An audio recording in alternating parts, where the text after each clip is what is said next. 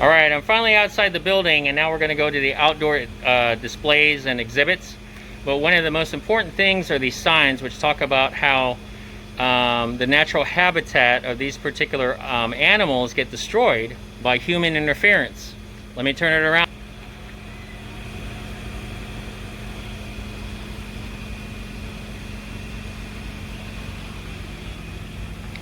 Where I lived in Port Charlotte, way back in the day, this was prevalent. You saw lots of that. And guess what? Exactly what you see. No houses, or barely any houses.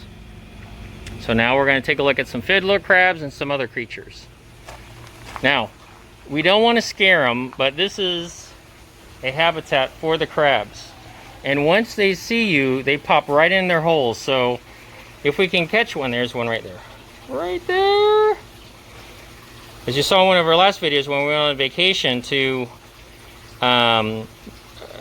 near Cedar Key, Steenhatchee area, you saw tons of these little fiddler crabs.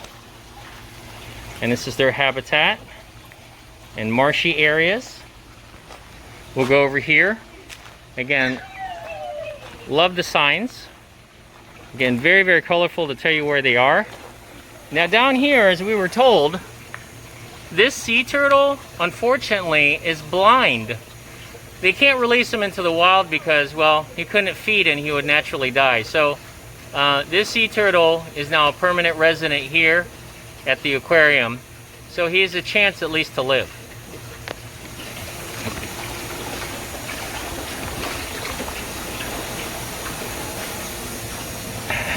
You can see in here as well, you got all kinds of fish. I believe that's a drum. Or some other fish here. That's a redfish right there. That looks like, I forget what that is. Is that a pompano? That might be a pompano. This one, not this one, this one right here. And we saw lots of small ones in the beach, or at the beach. They're nibbling on our feet. So this is the second tank that you can see. Now this one is not a looking tank like you just saw. But in this tank over here, there's the turtle, I think. Yeah, there he is. He's sitting on the bottom. This is a rescue turtle. So guess what? On Thursdays, we were told this turtle is going to be released in the wild. That's awesome. So it's a great place for recovery for the turtles. Sometimes they get like fish hooks inside their body, as well as things stuck on them. And so they get weak, they can't feed.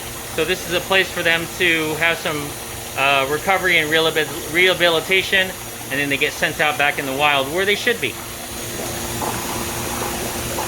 He's somewhere in here. I just lost him. Lots of motion. Okay, so let's move over to this area. And one of the last areas to actually see, almost, second to last. Oh, these are my favorite. You know why? Because I love to eat these. My brothers, the blue crab. But you rarely see any tanks that actually have blue crabs.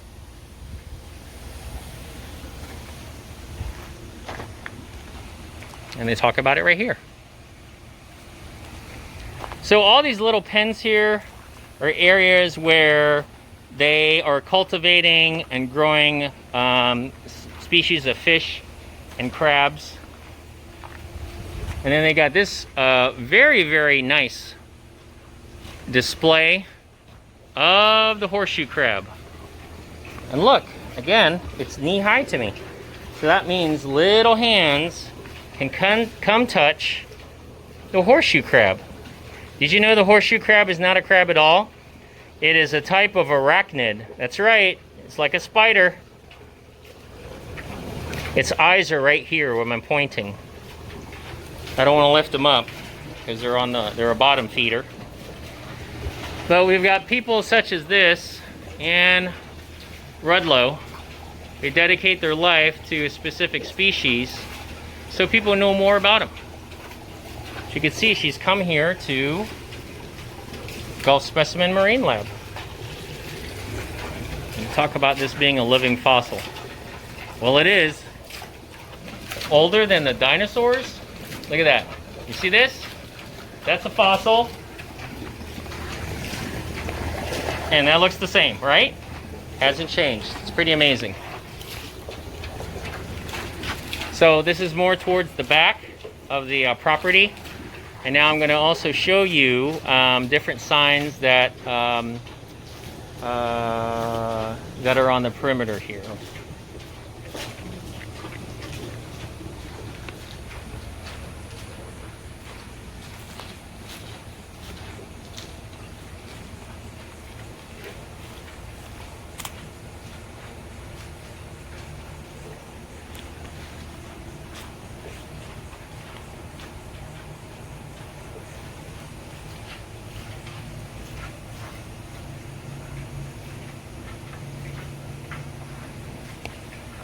So the nests that I showed you on the beach, these are the particular turtles that may come out of it one day. That's why these are such an important conservation effort to help the survival of our sea turtles. Okay, so that's the back area here. We're rounding it out.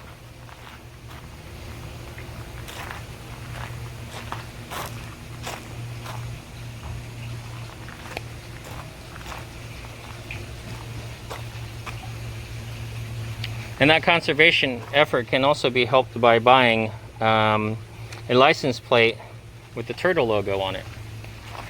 Okay, so we're going from the back of the property.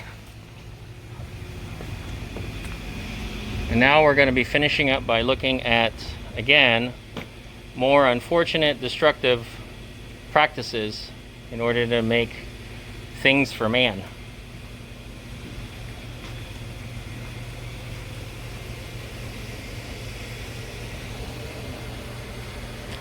That's the wild Florida I like.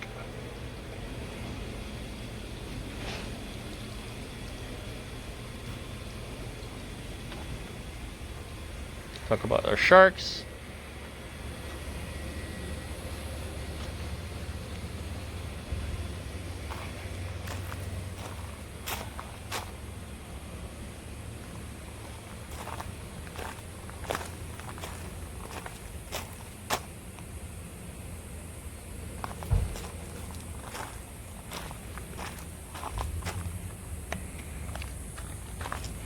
Now, as you've seen in one of our videos, what we discovered is we discovered a nest. Now, we didn't see any turtle. We saw tracks of a turtle from one of our videos, but it was really neat to see how they travel up the beach, and they form holes in order to put their eggs in there.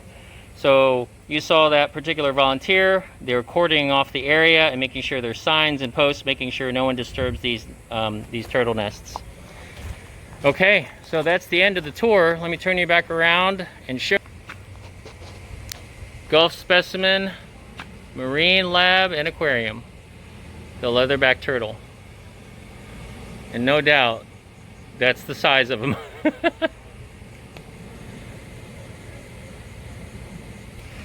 Alright, so that's the end of our tour here in Panacea, Florida, here at the Gulf Specimen, Marine Lab, and Aquarium. So it's very, very exciting to show you. And again, you know, as much as I love the Atlanta Aquarium, and I love that a lot, it's probably one of the best, if not the best, aquarium in North America. This gives you more of an intimate look at the animals that we actually see here off of our coasts and our waterways here in Florida. So you get to touch it and feel it. And these are things that you don't necessarily have had the opportunity at the Atlanta Aquarium, or the Georgia Aquarium, I should say, in Atlanta, the Georgia Aquarium in Atlanta. Number one, there's tons of people. Number two, they may not have the specimens that I've just touched that belong here along the Florida Gulf Coast. So it's really an intimate look at what the wildlife, aquatic life here in this particular area. Again, this is Blad Dad reporting from Panacea, Florida. Go ahead and like, comment, subscribe. Don't forget to hit that bell for notifications. If you've ever been here before, tell me all about it. Tell me your experience here, and we'll see you at the next location. Okay, bye.